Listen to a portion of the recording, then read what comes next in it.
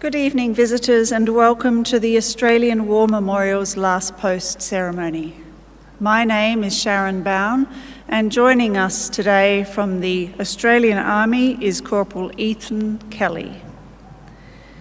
This evening, we are honoured to acknowledge Mr. Wilson Ong, Deputy Commissioner of the Inland Revenue Authority of Singapore, and the accompanying delegation. We also like to acknowledge the visiting Air Force Fellows representing the Association of Southeast Asian Nations. We welcome the veterans who have served, those that are still serving, and the families that love and support them. The live stream of this ceremony is made possible by the Returns and Services League of Australia and the RSL and Services Clubs Association. We welcome members who are watching the broadcast of this ceremony across Australia. During this evening's ceremony, wreaths will be laid at the base of the pool of reflection by visitors to the memorial and by students on behalf of the Layla Park Public School from New South Wales.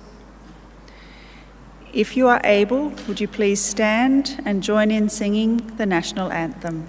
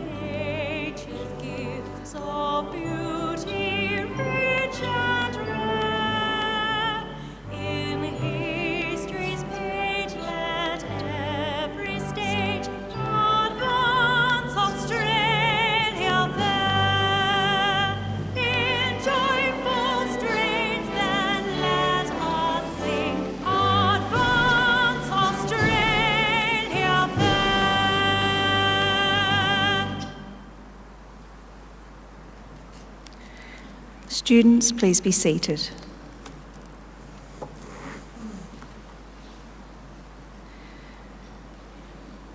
The Australian War Memorial was the vision of Charles Bean, Australia's First World War official historian.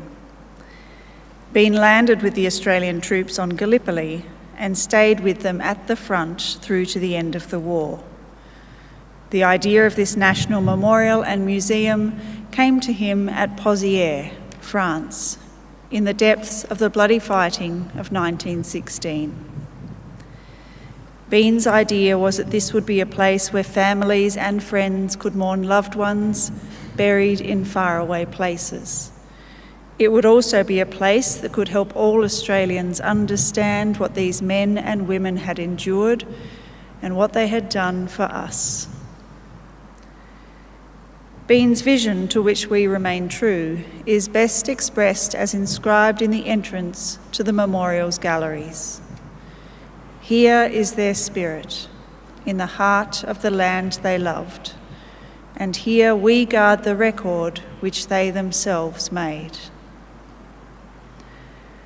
Tonight we will read the story behind just one of those on the Roll of Honour, which lists the names of more than 103,000 men and women who have given their lives for us in war and on operations for more than a century.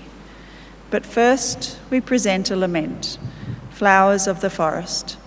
Wreaths and floral tributes will now be laid at the base of the pool of reflection.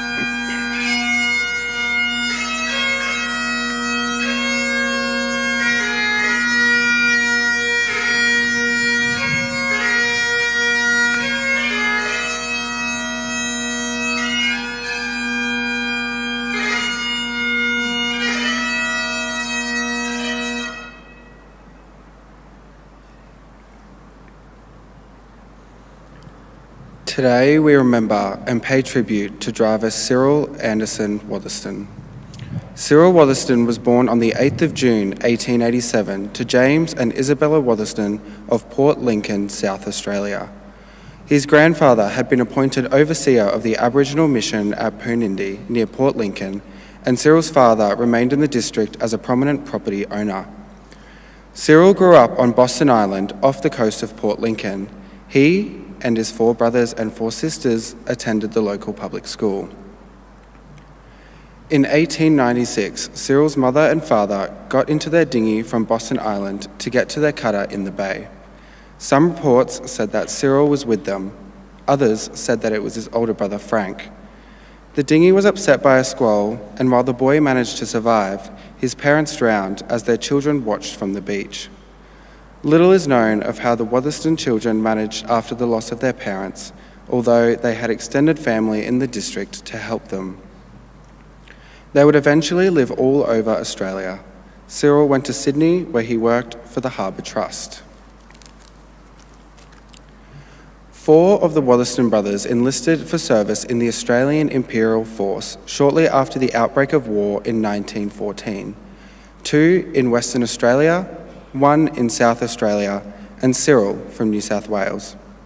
He was posted to the 7th Light Horse Regiment and left Australia for active service overseas in December 1914 on board the troopship Ayrshire. The Light Horse was initially considered unsuitable for operations on Gallipoli, but with significant casualties amongst the infantry, it was decided to deploy the men without their horses. The 7th Light Horse Regiment landed on Gallipoli in late May 1915, playing a largely defensive role until the evacuation at the end of the year.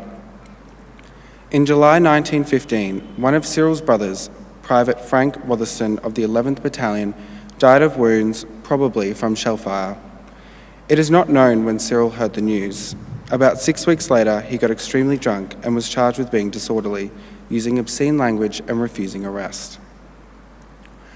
After the evacuation from Gallipoli, the Australian Imperial Force returned to Egypt, where it underwent a period of reorganisation and expansion. As part of this process, Trooper Cyril Watherston was transferred to the 10th Battalion. It was suggested that this was in order to be closer to one of his brothers, Ted, who was also in the 10th Battalion. Cyril remained working with horses as a driver with the battalion. Following a period of training in Egypt, the 10th Battalion was sent to France to fight on the Western Front. It first entered the front line in a quieter area known as the nursery sector to give the men a chance to get used to trench warfare conditions. Although considered quiet, the front line was still a dangerous place to be, with snipers, machine gun fire and artillery fire all active. Driver Cyril Watherston was killed in action near Rouge de Bou on the 26th of May 1916.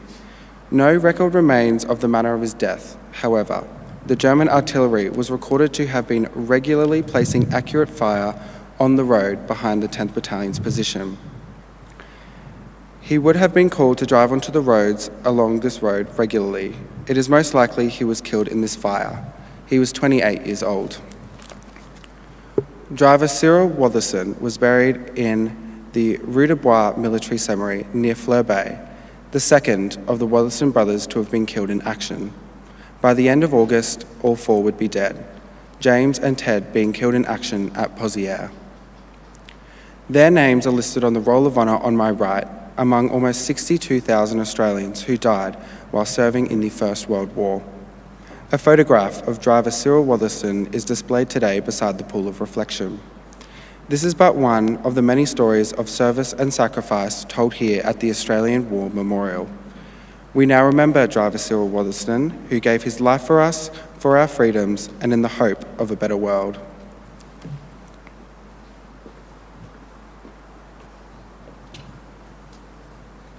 Please stand for the reading of the Ode and the sounding of the last post.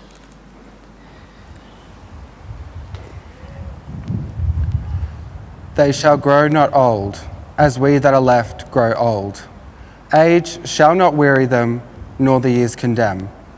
At the going down of the sun, and in the morning, we will remember them. We will remember them.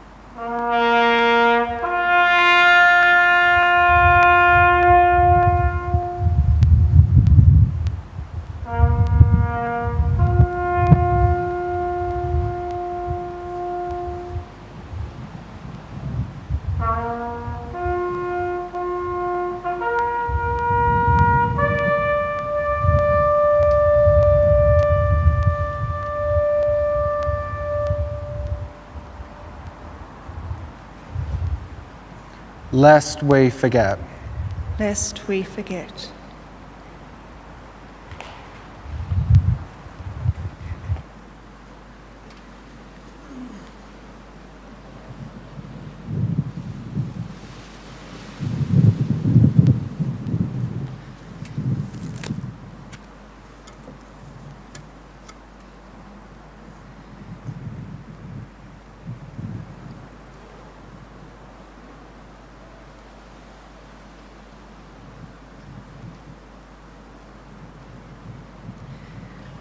We leave you this evening with the words of the memorial's founder, Charles Bean. Many a man lying out there at Pozières or in the low scrub at Gallipoli, with his poor, tired senses barely working through the fever of his brain, has thought in his last moments, well, it's over. But in Australia, they will be proud of this. Ladies and gentlemen, girls and boys, that concludes the last post ceremony. On behalf of the Director and staff, thank you for visiting the Australian War Memorial today and for your continued support of the Memorials Development Project. We wish you all a very pleasant evening. Thank you.